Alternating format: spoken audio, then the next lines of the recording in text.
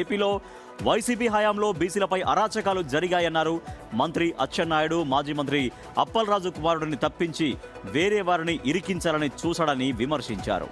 మహిళా ఎస్ఐ పట్ల వైసీపీ నేతల ప్రవర్తనపై ఇప్పటి వరకు ఎందుకు స్పందించలేదని ప్రశ్నించారు. బీసీలకు ఆనాటి నుంచి ఇప్పటి వరకు అండగా ఉండేది తెలుగుదేశం పార్టీయే అన్నారు.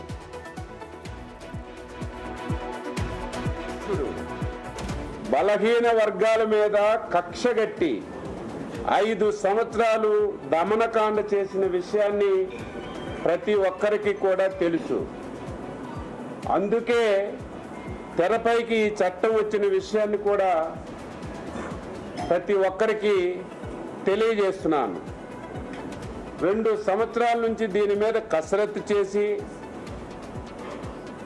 ముఖ్యంగా ప్రభుత్వం చంద్రబాబు నాయుడు గారు ప్రత్యేకంగా ఈ చట్టాన్ని రూపొందించడానికి, ఈ రాష్ట్రంలో బలహీన వర్గాల యొక్క సమస్యల్ని పరిష్కరించడానికి ప్రత్యేకమైనటువంటి సబ్ కమిటీ కూడా